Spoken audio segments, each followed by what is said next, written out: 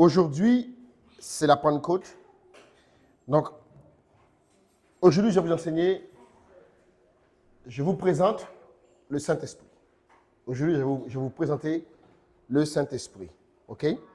Alors, on va parler un peu du Saint-Esprit. Alors, on va lire. Parce que pourquoi je fais ça? Parce que à l'église ici, on apprend à avoir une marche avec Dieu. C'est ce que nous sommes en train d'essayer d'avoir. On est en train d'essayer d'éliminer l'ignorance dans notre marche avec Dieu. Et on ne peut pas avoir une marche avec Dieu correcte si nous ne sommes pas introduits à la personne et au ministère du Saint-Esprit. Donc aujourd'hui, je vais vous parler un peu du Saint-Esprit. Alors on va lire dans Jean chapitre 14. Jean chapitre 14, versets 15 à 19. Et après, on va lire Jean chapitre 16, de 1 à 14. On va beaucoup lire ce soir. Jean 14, verset 1 à 19. Je vais lire comme... Non, verset 15 à 19, pardon. Je vais lire comme ça. Si vous m'aimez, vous gardez mes commandements. OK? Et moi, je prierai le Père, il vous donne un autre consolateur, afin qu'il demeure éternellement avec vous. Dites avec moi, éternellement. Après, il dit, l'Esprit de vérité que le monde ne peut recevoir, parce qu'il ne le voit point. Vous voyez, il ne le voit point. Il ne le connaît point. Mais vous le connaissez, car il demeure avec vous. Il sera avec vous. Je ne vous laisserai pas orphelin. Je viendrai à vous. Comment il va venir à nous? Par le Saint-Esprit. Encore un peu de temps et le monde ne me verra plus. Mais vous me verrez. Comment on le verra? Par le Saint-Esprit. Car je vis et vous verrez aussi. Tournez avec moi deux chapitres plus loin dans Jean chapitre 16 maintenant, versets 1 à 14. Jean 16, versets 1 à 14. Et je lis comme ça, il dit, « Je vous ai dit ces choses afin qu'elles ne soient point pour vous une occasion de chute. » Il dit, « Ils vous excluront des synagogues. » Ça, c'est ce qu'il leur dit, ce qui va leur arriver après son départ. « Ils vous excluront des synagogues. Même l'heure vient où quiconque vous fera mourir croira rendre un culte à Dieu. Ils agiront ainsi parce qu'ils n'ont pas connu, ils ne m'ont pas connu, ni le Père, ni moi. Je vous ai dit ces choses afin que lorsqu'elles viennent, vous ne soyez pas, vous vous souvenez, que je vous l'ai dit, pardon. Après, il dit, je ne vous ai pas parlé dès le commencement, parce que j'étais avec vous. Maintenant, je m'en vais vers celui qui m'a envoyé. Et aucun de vous ne me demande, où vas-tu? Mais parce que je vous ai dit ces choses, la tristesse a rempli vos cœurs. Cependant, regardez bien, je vous dis la vérité, il vous est avantageux que je m'en aille. Car si je ne m'en vais pas, le consolateur ne viendra pas vers vous. Dites avec moi le consolateur. Mais si je m'en vais, je l'enverrai. Vous voyez, c'est Jésus qui va l'envoyer. Et quand il sera venu, il convaincra le monde en ce qui concerne le péché, la justice et le jugement. En ce qui concerne le péché, parce qu'il ne me croit pas en moi. La justice, parce que je vais au Père. Et le jugement, parce que le prince de ce monde est jugé. J'ai encore beaucoup de choses à vous dire, mais vous ne pouvez pas les porter. Quand le consolateur, dites avec moi consolateur, sera venu, l'Esprit de vérité, il vous conduira dans toute la vérité. Car il ne parlera pas de lui-même, mais il dira tout ce qu'il a entendu. Il vous annoncera les choses à venir. Il me glorifiera, parce qu'il prendra de ce qui est à moi et vous l'annoncera. Donc, par là déjà, on voit que le rôle du Saint-Esprit, c'est de glorifier Dieu. C'est exactement glorifier Dieu. Ok. Maintenant, je vais commencer comme ça. Regardez bien. Parmi tous les personnages, tous les sujets qu'il y a dans la Bible, il est celui qui est le plus difficile à présenter. Ouais. Qui il est, qui il n'est pas.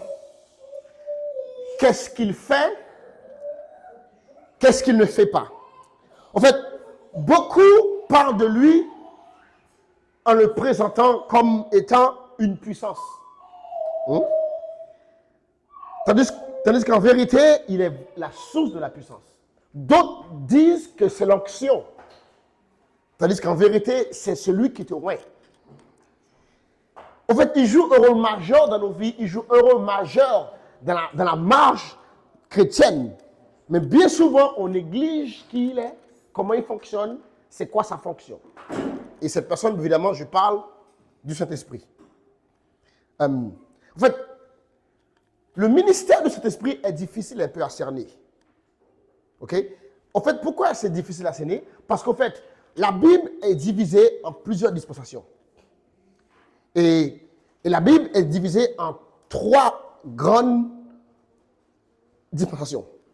Bien qu'il y a d'autres. Mais il y a la dispensation du Père. En fait, quand le Père, il était à l'œuvre dans l'Ancien Testament. Dans le Nouveau Testament, dans les Évangiles, c'était le Fils qui agissait.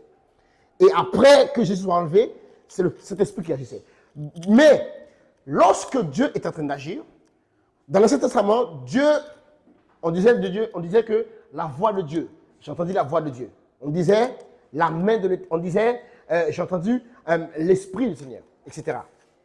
Donc Dieu agissait, Dieu intervenait dans la vie des gens, et parfois Dieu se manifestait, il prenait une forme humaine et il venait dans l'Ancien Testament. Donc, on avait dans la dispensation de Dieu, on va appeler ça comme ça, du Père, on avait cette facilité à reconnaître Dieu, parce que sa voix parlait ou bien il intervenait. Dans le Nouveau Testament, la Bible dit qu'en fait Jésus, dans son ministère, durant son ministère, il était présent physiquement.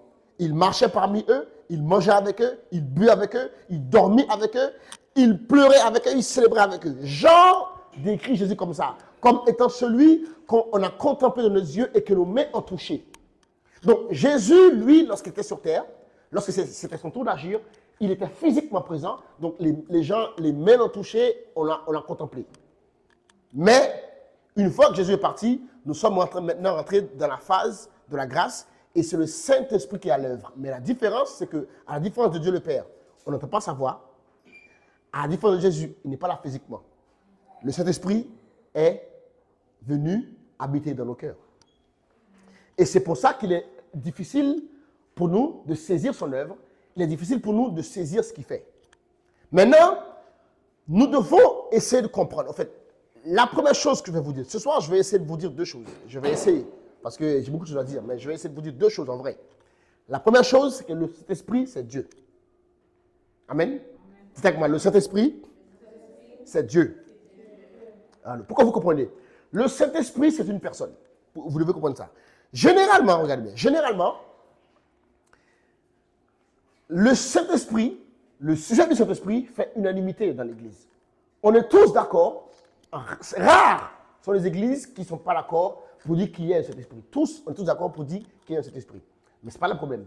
Mais la différence vient que d'autres pensent que c'est uniquement un esprit, d'autres pensent que c'est une force, d'autres croient personnellement, avec fermeté, que c'est l'onction. Très peu, beaucoup de gens ont du mal à croire que le Saint-Esprit c'est une personne. Et parce que beaucoup de gens ont du mal à croire que le Saint-Esprit c'est une personne, beaucoup de gens ont du mal à croire que le Saint-Esprit c'est Dieu. Donc, regardez bien. Pourquoi on doit dire que le Saint-Esprit c'est une personne? La loi de ce pays, en France, nous montre un truc. C'est qu'en fait, nous, on a tendance à penser, en fait, dans le subconscient des gens, on a tendance à croire qu'une personne doit avoir un corps physique, n'est-ce pas? Pour nous, une personne, c'est quelqu'un qui a un corps physique, qui marche, qui parle, qui entend, qui dort, qui mange. Donc, pour nous, c'est facile de nous identifier à Jésus parce que Jésus avait un corps. Et malgré ça, dans notre subconscient, bien qu'on n'a jamais vu Dieu, mais puisqu'on nous a dit que Jésus, c'est le Fils de Dieu, pour nous, c'est facile de croire que Dieu, c'est une personne. Parce que Jésus, c'était un être physique, et on dit que Dieu, c'est son Père. Donc, pour nous, c'est facile de croire que Dieu, c'est une personne. Jésus, c'est une personne. Mais le Saint-Esprit, on a du mal à croire que c'est une personne. Mais dans ce pays, il y a ce qu'on appelle les personnes physiques, okay, et les personnes morales. Une personne morale, ce n'est pas quelqu'un.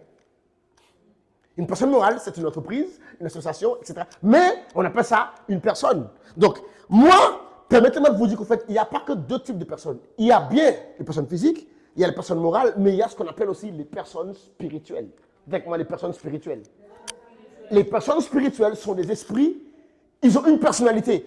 Il y a des esprits sur cette terre c'est les personnes, ils ont une personnalité. Ils rentrent en toi et ta personnalité change. Oui. Si tu es animé d'un esprit de prostitution, bien que tu n'as rien à voir avec la prostitution, mais tu vas t'habiller comme une prostituée. Pourquoi? Parce que c'est une personne. Une personne, c'est quelqu'un qui a une personnalité. Ça exprime une personnalité, ça exprime des sentiments, des pensées, des émotions, des agissements. Et quand tu es rempli d'un certain esprit, l'esprit d'ivrognerie, c'est une personnalité. Parce qu'une fois qu'il vient sur toi, tu te comportes comme un ivrogne. Hier, mon épouse et moi, mon épouse a regardé une émission, comment une certaine dame est devenue célèbre. En fait, c'est une gamine elle a fait un show, elle a participé à une émission de télévision, elle ne savait pas chanter. Elle avait 13 ans à l'époque, elle ne savait pas chanter. Elle a participé à une émission de télévision, elle a fait un son, personne n'a voté pour elle. Et après, dans la semaine qui suit, un certain groupe de personnes ont décidé de faire d'elle une personnalité. Donc, ils l'ont appelée, ils l'ont proposé une chanson. Mais en fait, on a appris qu'en fait, cette chanson, cette chanson qu'elle chantait, c'était un personnage dans un roman que les gens voulaient donner vie. Donc, ils se sont dit, cette petite fille qui ne sait pas chanter, que tout le monde ne voulait pas, mais ils ont vu en elle qu'elle a envie d'être célèbre, donc ils l'ont pris, ils l'ont proposé un projet. Qu'est-ce qu'ils ont fait à elle? Ils l'ont mis un esprit chez elle. Donc, l'esprit qui était dans le livre, la petite fille, maintenant, elle a vécu ce qui était dans le livre. Si je dis la chanson, on va me censurer, donc je ne vais pas dire la chanson. Mais, ce qui s'est passé, la petite fille s'est totalement transformée. Et elle a gagné les victoires de la musique, elle a tout gagné. Pourquoi? Parce qu'on lui a mis un esprit chez elle. Et cet esprit avait une personnalité. Et cette petite fille a vécu comme ce qui a été écrit dans le livre. Donc, ne dire qu'un esprit n'est pas une personne, c'est une erreur. Le Saint-Esprit, c'est une personne. Et moi, je vais vous montrer que c'est Dieu. Alors, on va le regarder bien. On va voir maintenant le principe. Pour que vous compreniez que c'est Dieu, on va voir le principe de l'unité. Regardez bien. Il y a 3 attributs de Dieu lorsqu'on évoque, on évoque la plus haute dimension de Dieu. OK? Dieu est saint. Dieu est amour et Dieu est lumière. Lorsqu'on évoque ces 3 attributs-là, on parle de la plus haute dimension de Dieu. Pour notre cas-là, on va considérer que Dieu est lumière. Je vais vous le prouver. OK? Dieu est lumière. 1 Jean, chapitre 1, verset 5. On va aller quelque part. Soyez patients. 1 Jean, chapitre 1, verset 5. Là, je vais vous prouver que Dieu est lumière. Il dit, la nouvelle que nous avons appris de lui, et que nous vous annonçons, c'est que Dieu est lumière. Dites avec moi, Dieu est lumière. Et qu'il n'y a point en lui de ténèbres. On va aller encore dans 1 Timothée 6, verset 16. 1 Timothée 6, verset 16. Il dit, qui seul possède l'immortalité, et il dit, qui habite une lumière inaccessible que nul homme n'a vu ni ne peut voir, à qui appartient l'honneur et la puissance et l'éternité. Donc, la Bible dit qu'en fait, Dieu habite une lumière impénétrable. En fait, Dieu est lumière et il habite une lumière impénétrable. On va lire encore au 3e verset pour qu'on soit d'accord là-dessus. Daniel 2, verset 22. Il dit, il révèle ce qui est profond et caché. Il connaît ce qui est dans les ténèbres et la lumière demeure avec lui. Donc, Dieu est lumière. Dites avec moi, Dieu est lumière. Ok. Donc, maintenant, la divinité qu'on a...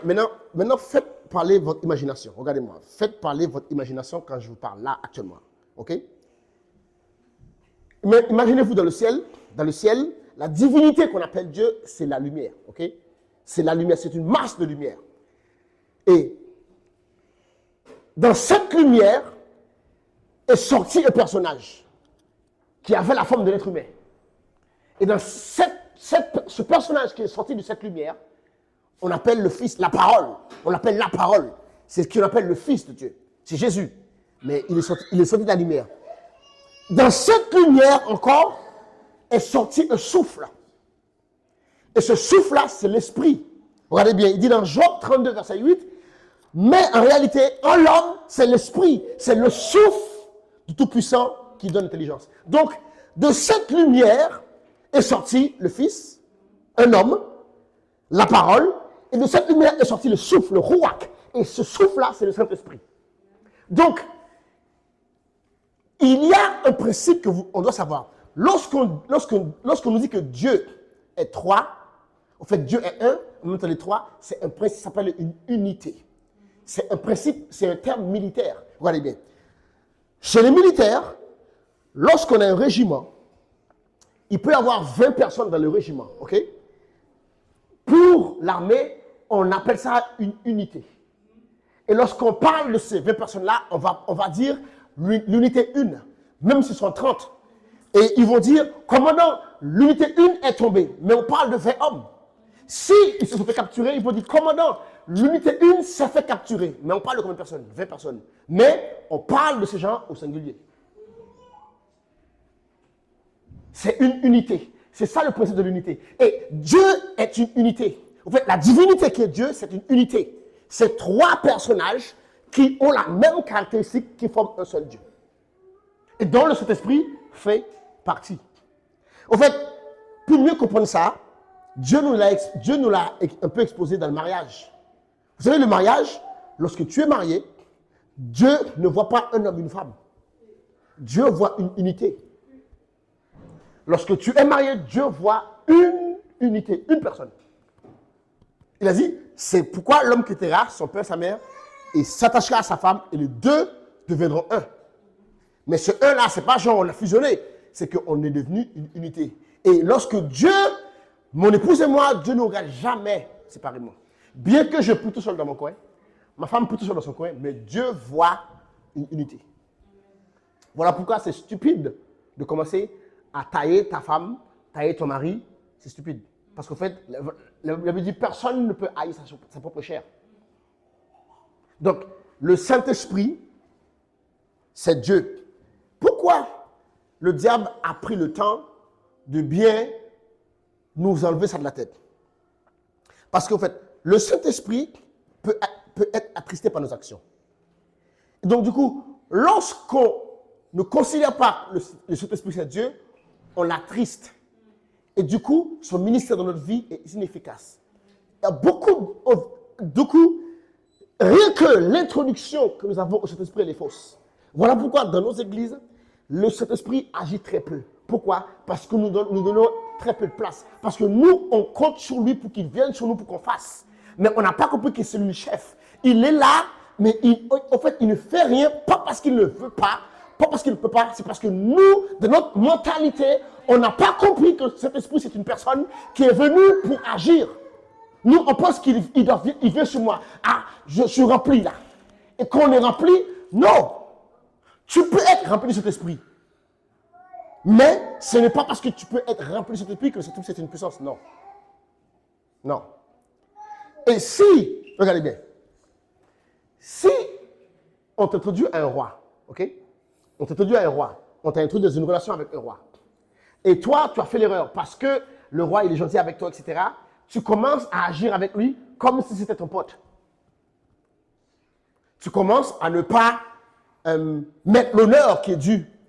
C'est un roi, certes, mais toi, puisque maintenant, tu as son numéro de téléphone, ça arrive souvent. Ça arrive souvent voilà pourquoi les hommes de Dieu, plus ils avancent, plus le numéro de téléphone devient rare.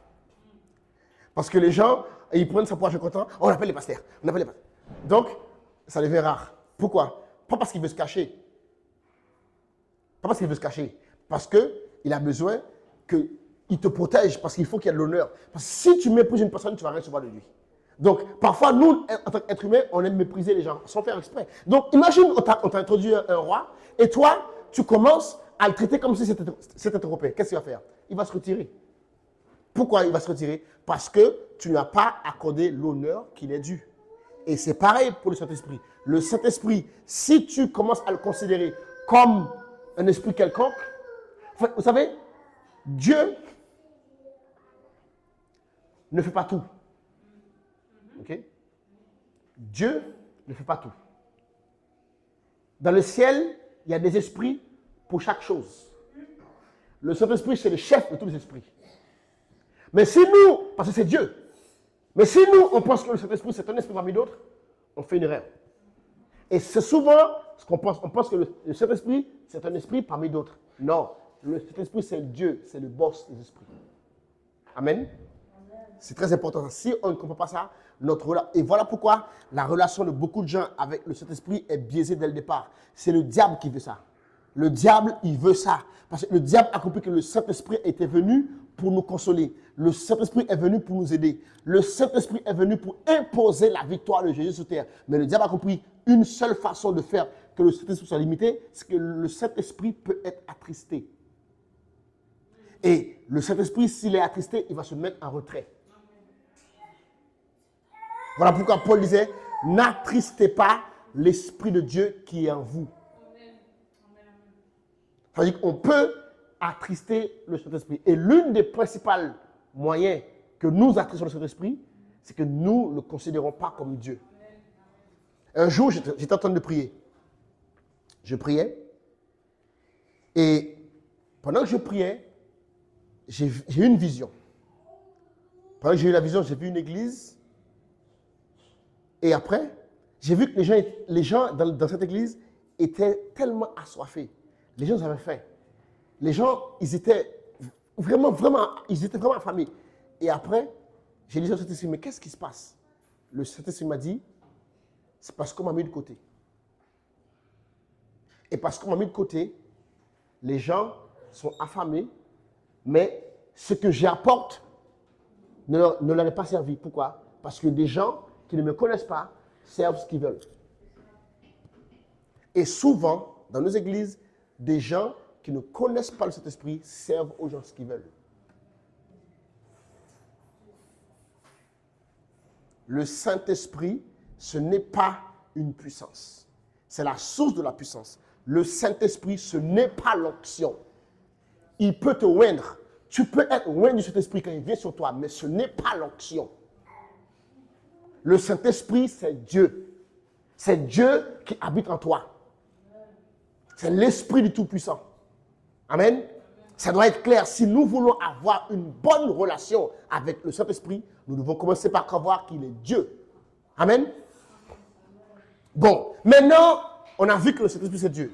La deuxième chose que vous voulez voir ce soir, et avec ça, on va terminer. L'œuvre du Saint-Esprit. Qu'est-ce qu'il fait?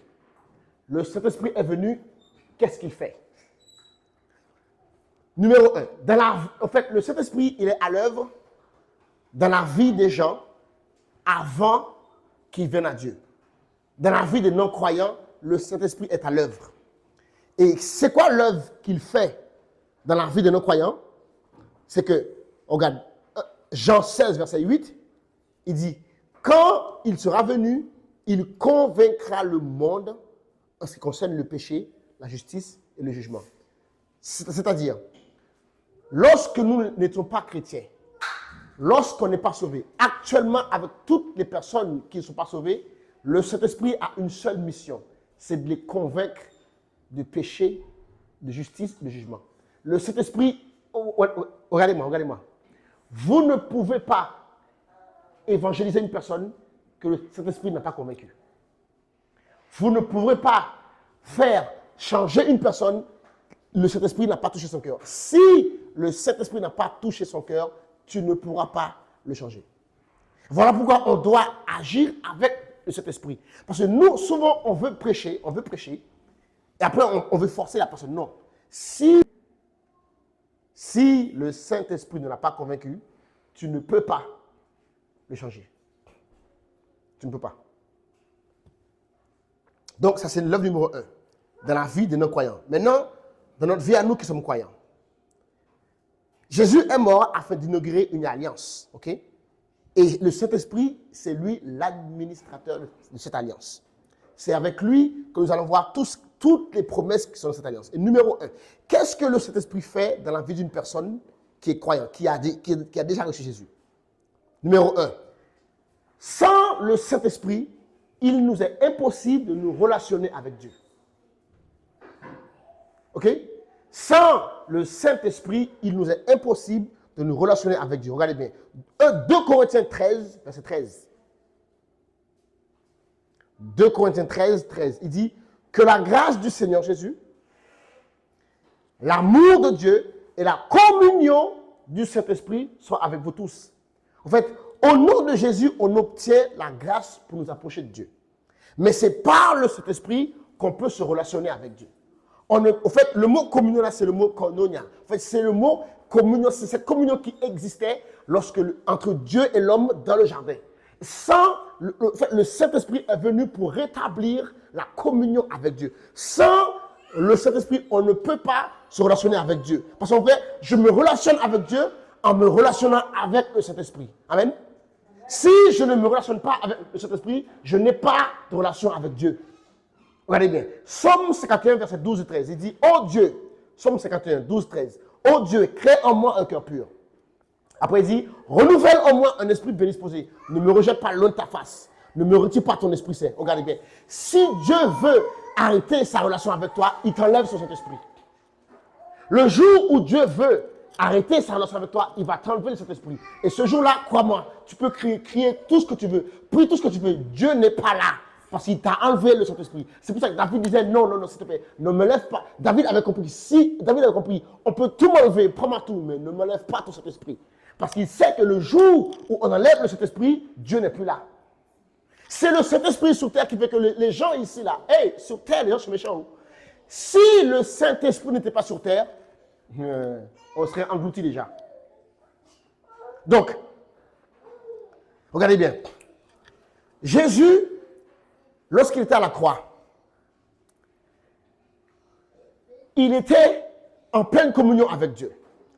Et tant qu'il était en pleine communion avec Dieu, il ne pouvait pas mourir. Et lorsqu'il est devenu péché, le Saint-Esprit est parti. Et là, Jésus s'est senti abandonné. Il a dit, Eloi, Eloi, lama sabachthani. Et pourquoi? Parce que le Saint-Esprit est parti. Le Saint-Esprit ne pouvait plus supporter le péché. Parce que Jésus était devenu péché, donc le Saint-Esprit est parti. Et quand le Saint-Esprit est parti, pour la première fois de sa vie, Jésus s'est dit, ah, Père, tu m'as abandonné. Pourquoi? Le Saint-Esprit est parti. Et parce que le Saint-Esprit l'a quitté, il a senti qu'il n'était plus connecté à Dieu. Et c'est la seule fois de toute l'histoire que la Trinité a été divisée. Parce que tant que la Trinité était Trinité, Jésus ne pouvait pas mourir. Jésus n'allait jamais mourir si le Saint-Esprit ne l'avait pas quitté. Jamais de la vie. Il ne pouvait pas mourir. Dieu ne peut pas mourir. Donc, Jésus, le Saint-Esprit a dû l'abandonner. Et là, il se sont dit, ah, là, je suis vraiment un être humain, chair de chez chair. Là, il meurt. C'est la seule fois de l'histoire où la Trinité a été divisée. Et c'était pourquoi? Par amour pour vous et moi. Par amour pour vous et moi. Par amour pour vous et moi. Donc, sans le Saint-Esprit, nous ne pouvons pas avoir la communion avec Dieu. Numéro 2. Qu'est-ce que le Saint-Esprit fait dans la vie des croyants? C'est que sans le Saint-Esprit, on n'a pas la capacité d'aimer Dieu. Maintenant, suivez-moi, regardez bien. Romains 5, verset 5. Il dit, or, l'espérance ne trompe point. Parce que l'amour de Dieu, disez avec moi l'amour de Dieu, dites avec moi l'amour de Dieu, est répandu dans nos cœurs, comment? Par le Saint-Esprit qui nous a été donné. Donc, sans le Saint-Esprit, une personne n'a pas la capacité d'aimer Dieu. Et je dis qu'une personne n'a pas la capacité d'aimer. Un être humain, l'homme déchu, l'être humain déchu, n'a pas en lui la capacité d'aimer. Parce que aimer, c'est Dieu. Dieu est amour. Donc, maintenant tu me dis, oh mais on s'aime. Mais écoutez-moi bien, je vous parle.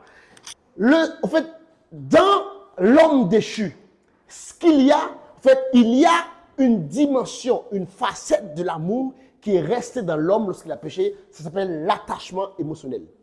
Et l'attachement émotionnel produit les mêmes sentiments que l'amour. Mais ce n'est pas la même chose, puisque l'amour est inconditionnel, l'attachement émotionnel est conditionnel.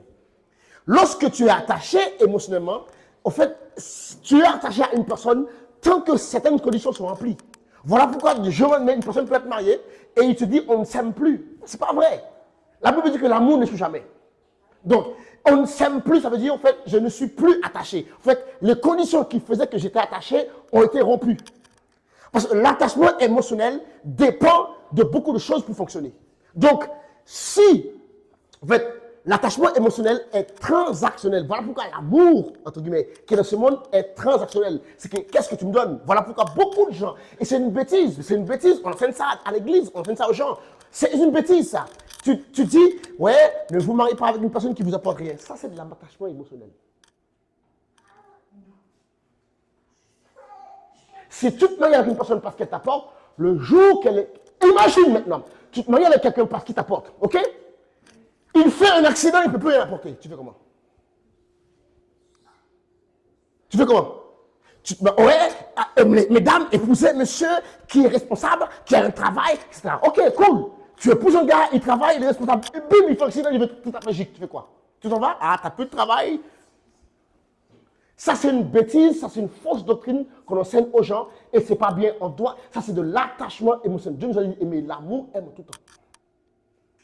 Donc, il est impossible pour un être humain sans le Saint-Esprit d'aimer. Et c'est à cause de l'attachement émotionnel qu'on a ce qu'on appelle les liens de l'âme. Les liens de l'âme viennent du fait que ton âme s'est attachée aux gens. Et ça crée des sentiments et uniquement, il faut que les conditions soient réunies pour que je reste. Il y a des gens, ils peuvent rester ensemble toute leur vie. Pourquoi? Parce que les conditions sont réunies pour rester ensemble toute leur vie. Parfois, on est choqué. Mon épouse, et souvent, mon épouse est interpellée. Parce que maintenant, on est une génération de réseau, donc on connaît un peu la vie, un peu tout le monde, etc. Il y a des gens, tu les vois, ils sont tout le temps, papa, ils sont tout le temps ensemble. Tu te dis, ça c'est The Couple. Couple goal, on est dit ça, c'est The Couple. Tu te dis, c'est impossible qu'ils se séparent. Et un jour, tu vois la personne, tu vois sur sa page, plus de photos du monsieur. Quand tout a disparu, tu dis, hey, il s'est passé quoi? Après, tu vois quelques temps après, lorsqu'elle a repris du poids de la bête, elle veut dire, au fait, vous savez, de la vie, il faut apprendre, je revis. Non, tu ne revis pas, au fait, tu étais attaché émotionnellement. Tu n'aimais pas, tu étais attaché émotionnellement. Et puisque une condition de cet attachement a été brisée, tu es parti. Pourquoi? Parce que le lien est parti. Tandis que la Bible dit, l'amour aime en tout temps. L'amour n'échoue jamais. En fait, la femme que vous voyez ici, là, m'a dit des choses qu'on ne m'a jamais dit de ma vie. Moi-même, j'ai fait des choses que je ne pense pas que quelqu'un a blessé ma femme plus que moi, toute sa vie. Mais on est encore mariés. Parce qu'en fait, on n'est pas attaché émotionnellement, on s'aime. Et ça c'est le résultat du Saint-Esprit. Maintenant, on ne peut pas... En fait, vous savez quoi? La majeure partie, c'est pas grave, si on dit que ça, c'est pas grave, on a du temps. On a du temps, on vient à l'église, je serai encore là dimanche. Donc, laissez-moi parler.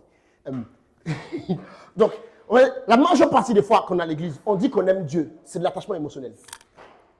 C'est pas vrai. Ce n'est pas de l'amour. Croyez-moi, je vais vous expliquer. Ce n'est pas de l'amour. C'est juste, on est attaché au fait que Dieu nous protège. On est attaché au fait qu'on prie, il répond. On est attaché au fait que c'est notre papa. On aime cette idée que quelqu'un plus fort que nous protège. On aime cette idée que quelqu'un plus grand que nous assure. On aime cette idée que quelqu'un qui a tout nous aime. On aime cette idée. Donc du coup, on dit qu'on aime Dieu. On aime Dieu. On aime l'Église. Mais en vrai, je vais vous montrer le test de l'amour.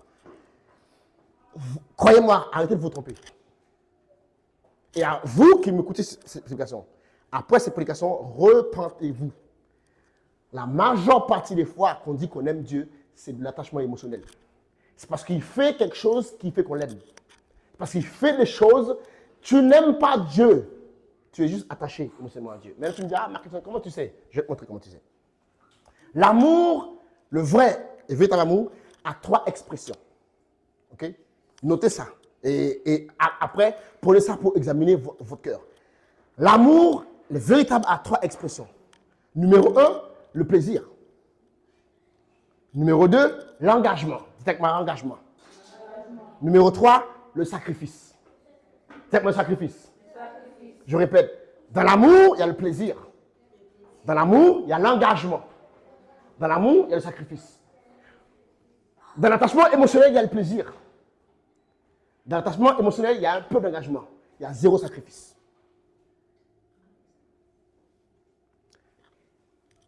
Elle me dit que Dieu prend plaisir. Regardez bien. Somme 149, versets 1 à 4.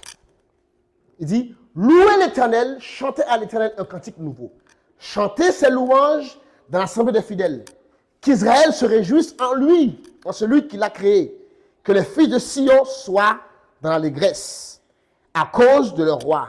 Qu'ils louent son nom avec des danses. Qu'ils célèbrent avec les tambourins et la harpe. Regardez bien, il dit, Car l'Éternel prend plaisir à son peuple. Exactement, prend plaisir. Prend plaisir. Donc, Dieu prend plaisir. Donc, dans l'amour de Dieu, il y a du plaisir. Si tu es dans une relation avec quelqu'un, il dit que c'est de l'amour, il n'y a pas de plaisir, c'est bizarre. Après là, je ne parle pas de plaisir de la chair. Hein. Il faut que ça te plaît. Il faut que ça te plaise. C'est du plaisir. Regardez bien. Somme 1er, verset 1 et 2 dit « Heureux l'homme qui ne marche pas sur le conseil du méchant, mais qui prend plaisir dans la voie de l'Éternel. » Regardez bien. « Heureux l'homme qui ne marche pas sur le conseil du méchant, qui ne s'arrête pas sur la voie du pécheur, mais qui s'assied en compagnie des moqueurs, mais qui trouve son quoi? Son plaisir. Il trouve son plaisir dans la loi de l'Éternel. » C'est cette personne-là que Dieu aime. Donc, dans l'amour, il y a le plaisir. Numéro 2, dans l'amour, il y a l'engagement. Tu ne peux pas aimer si tu n'es pas engagé. Je parle d'engagement, donc je parle d'engagement, je parle d'alliance. Tu n'aimes pas si tu n'es pas prêt à t'engager. Beaucoup de gens disent « Ah, je t'aime, mais ils ne veulent pas t'engager. » Non, arrête ces histoires. Ce n'est pas de l'amour. Si tu aimes, tu veux t'engager. Il y a de l'alliance. Au bout d'un moment, si un jeune homme te fréquente pendant X temps, ok? Mais une fille aussi te fréquente pendant X temps, mais il veut une vie maritale sans s'engager, il est bizarre. Il veut une vie maritale sans s'engager, il est bizarre. Non, l'engagement. Donne-moi un gage. Dieu disait, si tu obéis, je ferai. C'est un engagement. Donc, dans l'amour, il y a l'engagement. Toi, tu dis que tu aimes Dieu, tu ne t'engages à rien du tout. En fait, le deal, c'est Dieu fait, moi j'ai subi. Non, ce n'est pas de l'amour, ça. Ce n'est pas de l'amour. Dis pas que tu aimes Dieu si tu ne veux pas t'engager. Moi, comment je m'engage? Tu sais comment tu t'engages avec Dieu? Engage-toi à obéir, à écouter sa parole. Engage-toi à faire ce qu'il te dit. Engage-toi à suivre les instructions. Engage-toi à venir à l'église, à écouter la parole et à vouloir changer. Engage-toi à être un témoin. Engage-toi à être un témoin fidèle. Engage-toi. C'est ça, tu t'engages. Toutes nos excuses. Vous savez quoi? Merci Saint-Esprit. Là où il n'y a pas d'engagement, il y a beaucoup d'excuses.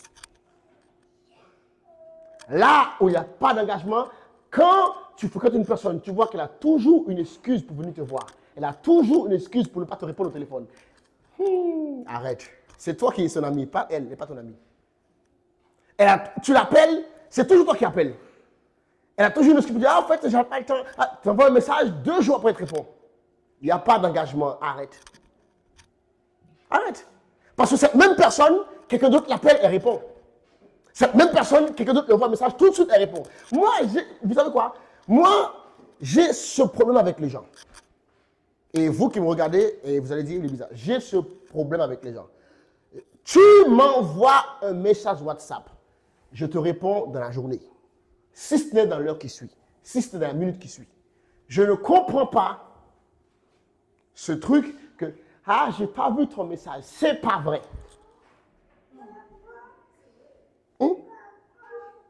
It ain't true. C'est pas vrai. Tu as vu le message, tu as ignoré le message. C'est ton téléphone, tu fais ce que tu veux. Mais ne me dis pas, j'ai pas vu le message. D'autant plus, ça fait 2 jours que le message est là. Tu postes des stories sur WhatsApp. Je ne sais pas si on a le même WhatsApp, mais WhatsApp, tant qu'on a un message qui n'est pas lu, il y a un petit 1 qui est dessus. Tu postes 1 story, 2 stories. Le pire, tu regardes mes stories. On te voit dans la file. En plus, tu crées un gros mensonge. Arrête de mentir. Dis, je n'ai pas répondu à ton message. Des fois, j'ai dit ça aux gens. Je n'ai pas répondu à ton message. Je n'ai pas répondu. Moi, je suis honnête. J'ai dit, je n'ai pas répondu à ton message. Je l'ai lu. Et en plus, tu te caches de cette histoire. Ton truc quand tu lis, ça n'est pas bleu. Donc, on ne sait pas quand tu lis ou pas. Moi, quand je lis, tu vois, ça devient bleu. Donc, tu as vu que j'ai lu, je n'ai pas répondu. Toi, on ne sait pas si tu as lu. On ne sait pas. Après, tu dis, ah, je n'ai pas vu ton... il n'y a pas d'engagement. Je vous ai aidé, non? Si vous avez dans vos entourages... Non, après, regardez bien. Après, il faut toujours balancer les choses. Parce que vous, on connaît les chrétiens, il faut balancer. Ça peut t'arriver d'avoir une semaine, tu es occupé, tu as vu le message, tu ne les as pas lu, et ensuite, tu as oublié de le lire. Après, quelqu'un t'envoie un message, le truc est descendu tout en bas. Ça peut arriver. Mais constamment, tu ne vois pas les messages. Tu n'accordes aucune considération. Tu n'as aucun engagement avec cette personne. Parce que la vérité, dans ce même téléphone, tu n'as pas vu le message là. Quelqu'un que tu considères ton message, tu réponds tout de suite. Donc, c'est pas grave, c'est moi qui l'ai dit, c'est pas les autres, c'est moi qui l'ai dit. Donc, l'amour, il y a l'engagement. Numéro 3, c'est la plus haute expression de l'amour, c'est le sacrifice. C'est mon sacrifice. Sacrifice. Tu ne peux pas dire que tu aimes Dieu. Que tout ce que tu as fait pour Dieu, ça doit t'arranger. J'ai la flemme. Tout le temps la flemme. Tout ce que tu dois faire pour Dieu, ça doit être dans ta convenience. Tu n'as rien à faire le dimanche, ni matin ni après-midi. Tu ne viens jamais à l'église. Mais tu dis que tu es chrétien, tu dis que tu aimes Dieu. Autant te dire tout de suite, ce n'est pas vrai. Ce n'est pas vrai. Tu n'as jamais le temps de venir. Même une fois dans un mois, on ne t'a pas vu.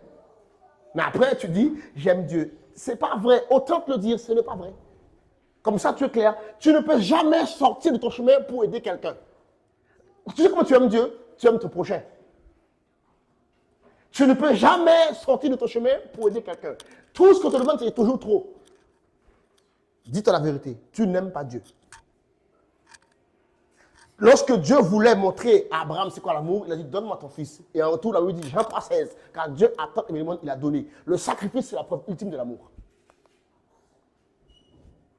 Donc, si dans ton amour pour Dieu, il n'y a pas de plaisir, tu ne prends pas plaisir à l'homme de Dieu. En fait, soyons honnêtes. Autant, aujourd'hui, je vais vous donner une licence pour dire que je ne veux plus de Dieu. Vous avez le droit. Dieu va vous respecter ça. Si vous ne prenez aucun plaisir à être à l'église, à lire la Bible, à faire les choses de Dieu, vous n'aimez pas Dieu. Si ça vous procure aucun plaisir, si on doit tout le temps vous rappeler, tu as prié, on doit tout le temps te dire, tu as lu la Bible, on doit tout le temps, il y a un problème quelque part. Tu n'aimes pas Dieu, dis-le. Au moins, en fait, dis, tu n'aimes pas Dieu. Non, il faut que j'avance parce que là, cet étude d'amour, là, c'est ça.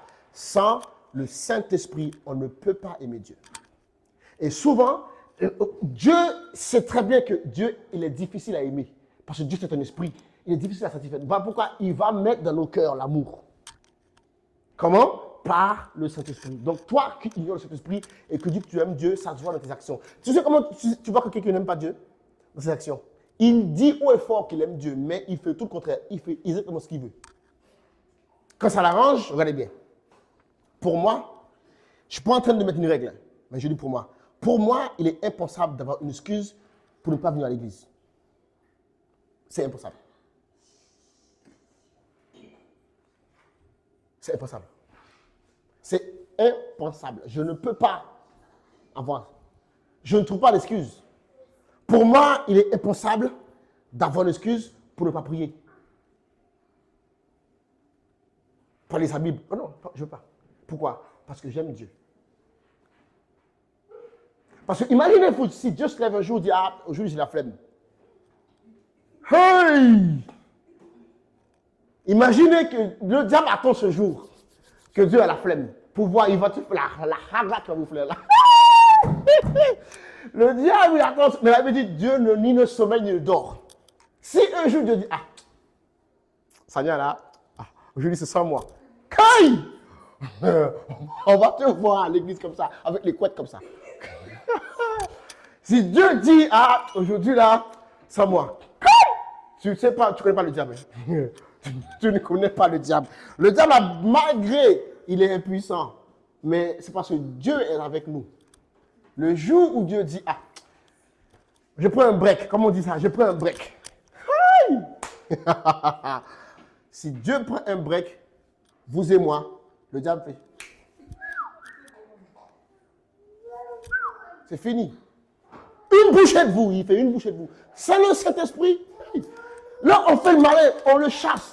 Déjà, ça l'énerve déjà même. Ça l'énerve parce qu'il sait très bien que sans cet esprit, il nous bastonne vite fait. Mais avec cet esprit, on fait le malin. Sors de là, Satan. Vas-y, frère, il me saoule lui là. Mais il a je vous la conseille pour vous tous qui aimez chasser le diable. Restez en Dieu. Restez en Dieu. Le jour où tu fais l'erreur de dire, ah, je ne veux plus, le diable dit, ah, maintenant, toutes les fois que tu vas chasser maintenant, tiens, viens ici, dis il t'apprend. L'État qui va te retrouver, tu vas le retrouver toujours pas. Il y a des gens, on connaissait cet monsieur, il a écrit une chanson. La chanson était tellement puissante. My goodness. La chanson, tu l'entendais, tu as envie de taper le diable comme ça. Pam, pam. La chanson était tellement puissante. Hey, il a fait l'erreur de glisser. Maintenant, il est transsexuel. Comme ça, même s'il revient, même s'il il trouve, le diable a fait en sorte, même s'il revient à lui-même, il va être chelou. Le diable for you. Ne faites pas l'erreur de dire qu'on aime Dieu. On a cet esprit, on fait le malin avec le diable. Restez en Dieu. Bon, il faut que j'avance. Numéro 3. Le Saint-Esprit nous dirige dans la volonté de Dieu. Le rôle du Saint-Esprit, c'est de nous diriger dans la volonté de Dieu. Jean 16, verset 13, il dit, « Quand le Consolateur sera venu, l'Esprit de vérité, il vous conduira dans toute la vérité. » Il vous conduira dans toute la vérité. Car il ne parlera pas de lui-même, mais il dira tout ce qu'il a entendu de moi. Mais il y a une condition. Pour que cet esprit te dirige, il y a 2 conditions. Il faut qu'il y ait de l'obéissance, obéissance et confiance. Il y a beaucoup d'entre nous, on ne sait plus faire confiance. Dès que ce n'est pas nous, on ne fait pas confiance. Non, si tu veux suivre cet esprit, tu dois apprendre de nouveau à faire confiance. Sinon, oublie. Donc, le Saint-Esprit est là pour nous conduire dans toute la volonté de Dieu. Numéro 4. Le Saint-Esprit est là pour nous enseigner. Directement enseigner. Regardez, Jean 14, verset 25 à 26. Il dit, « Je vous ai dit ces choses pendant que je demeure avec vous. Mais le Consolateur, le Saint-Esprit, que le Père enverra en mon nom, vous enseignera toutes choses. » Donc, le Saint-Esprit est là pour t'enseigner. Regardez bien. Regardez-moi bien. Si tout ce que tu apprends au sujet de Dieu et sur la vie, c'est ce qu'à l'église on t'enseigne, tu es en grand danger. Si tout ce que tu sais, c'est ce qu'on t'enseigne, tu es en grand danger. Parce que, numéro 1, pour plus que nous, les enseignants, on soit bien disposés, on soit honnêtes, il y a de l'erreur dans ce qu'on dit. OK? Parce que nous sommes hommes de Dieu. On est hommes. Donc, pour plus que je suis honnête, pour plus que j'essaye de vous apporter la vérité, il y a une part d'erreur dans ce que je veux dire. Donc, votre rôle à vous, c'est de prendre la prédication, de vous asseoir avec le Saint-Esprit et d'écouter. Et vous allez voir, peut-être, le Saint-Esprit va dire, ce qu'il vient de dire n'est pas tout à fait correct. Et quand tu vois ça, tu vas dire, ah, lui là, il raconte n'importe quoi. Non, prie pour moi, je vais m'améliorer. Toi, n'écoute pas ça, ne l'applique pas. Le Saint ne l'applique. Si tu écoutes un de mes enseignements, moi je suis honnête, si tu écoutes un de mes enseignements, le Saint-Esprit te dit, ça là, c'est pas tout à fait correct, ne l'applique pas. Parce que c'est pas moi le boss, c'est lui le boss. Mais si tu n'as pas de relation avec lui, tout ce que je dis, tu gobes. Tout ce que je dis, tu gobes. Mais on va t'induire dans l'erreur. Regardez bien. Dans la Bible, il y a des choses qu'on te dit au sujet de Dieu qui ne sont pas vraies. Mais pourquoi? Parce que les gens qui l'ont écrit, ils étaient humains, ils se sont trompés. Mais Jésus est venu nous révéler Dieu. Par exemple, un exemple. Quelqu'un qui a dit, un esprit de mensonge est sorti de l'Éternel. Ce n'est pas vrai. Dieu ne ment pas. Donc cet esprit de mensonge n'est pas venu de Dieu. Mais le prophète qui l'a écrit a cru que ça venait de Dieu. Parce que pour eux, à leur époque, tout esprit venait de Dieu. Donc il a dit, un esprit de mensonge est sorti de l'Éternel. Mais maintenant, on sait que Jésus est venu nous a montré que Dieu ne ment pas. Donc on sait que ce prophète, il a été honnête, mais il a été trompé. Ce n'est pas un esprit de mensonge qui est venu de l'Éternel. Certes, c'est un esprit de mensonge, mais ce n'est pas Dieu qui l'avait. Donc, la même façon pour moi, vous allez trouver des erreurs dans ce que je dis. Votre rôle à vous, regardez bien, Paul, il avait un exemple. Il y avait les chrétiens qui s'appellent les chrétiens de Bérée. Les chrétiens de Bérée, ils prenaient l'enseignement, ils partaient chez eux avec, ils regardaient pour voir si c'était correct. Et Paul disait, eux là, c'est des gens intègres. Pourquoi? Tu dois faire confiance au Saint-Esprit aveuglement, pas à moi aveuglement. Moi, prie pour moi pour que je m'améliore. Prie pour que je devienne plus excellent. Mais pas aveuglement. Numéro 2, si le Saint-Esprit ne t'enseigne pas, tu vas être trompé parce que tout le monde n'enseigne pas avec honnêteté. Il y a des gens, ils enseignent dans le but de manipuler. Il y a des gens, ils enseignent dans le but de tromper. Il y a des gens, ils enseignent dans le but de sortir de l'argent. Il y a des gens, vous savez, les Européens, ils ont amené la Bible en Afrique, ils ont fait l'esclavage avec. La même Bible qu'on prêche, enfin, ils ont trafiqué un peu, mais cette même Bible qu'on prêche, ils ont réussi à prouver que c'était biblique l'esclavage. Donc, on peut comprendre qu'on peut t'enseigner pour te tromper. Il y a des gens, il y a des sorciers qui utilisent la Bible pour faire des sorts. C'est tout à fait spirituel. Donc, si tout ce qu'on t'enseigne, c'est ce que quelqu'un te dit, tu es en danger. Et regardez bien, encore une fois, ça c'est pour nous les enseignants. Tu ne peux pas te présenter devant une assemblée avec un enseignement qui vienne ta tête. Si tu enseignes ce que tu penses, mon frère, ma soeur, si tu enseignes ce que tu penses, répands-toi. Je te dis avec amour, répands-toi. On n'est pas supposé enseigner ce qu'on pense. On ne doit pas enseigner aux gens ce qu'on pense. On ne peut pas enseigner aux gens les trends. Parce que tout le monde enseigne au sujet de la musique du monde, moi je vais enseigner. Non! J'enseigne en fonction de ce que le Saint-Esprit m'a mis à cœur. Vous savez comment ça se passe pour moi? En général, on me dicte l'enseignement dans ma tête. En général, le Saint-Esprit me dicte. Tout ce qui est écrit là, c'est dicté. Ça ne vient pas de mon imagination. Parfois, je suis dans le train, on dit qu'on est en train de me parler de ma tête. Et là, je sais que c'est cet esprit. Je prends ma note, je note. Et ensuite, je cherche, je fais des études, je cherche pour mettre en ordre tout ce qu'on me dit.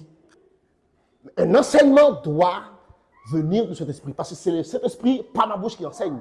Donc, si tu prends une idée et après tu veux... Voilà comment on manipule les gens. C'est qu'on prend une idée. En fait, j'ai une idée précise de ce que je veux faire.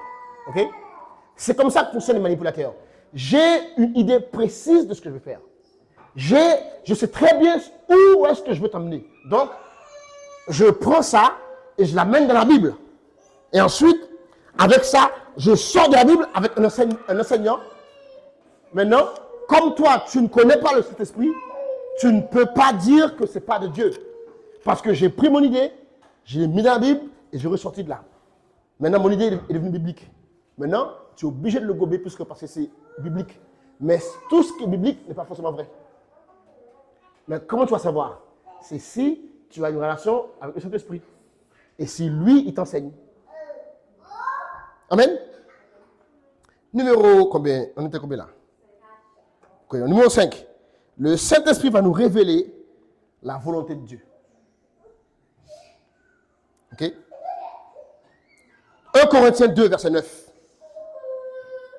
Il dit, mais comme il est écrit, ce sont les choses que l'œil n'a point vues, que l'oreille n'a point entendues, qui ne sont pas montées dans le cœur de l'homme, des choses que Dieu a préparées pour ceux qui l'aiment.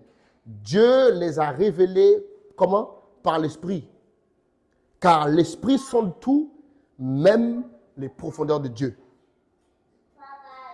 Lesquels des hommes, en effet, connaît les choses de l'homme, si ce n'est l'Esprit de l'homme. De même, personne ne connaît les choses de Dieu, si ce n'est l'Esprit de Dieu. Or, nous n'avons pas reçu l'Esprit du monde, mais l'Esprit qui vient de Dieu. Donc, le Saint-Esprit, il nous révèle la volonté de Dieu. Comment il fait ça? Numéro 1, en nous révélant sa parole de Dieu. Et numéro 2, parfois, ce que Dieu attend de nous n'est pas écrit textuellement dans la Bible. Et là, on doit avoir la volonté de Dieu pour notre vie par le Saint-Esprit. OK?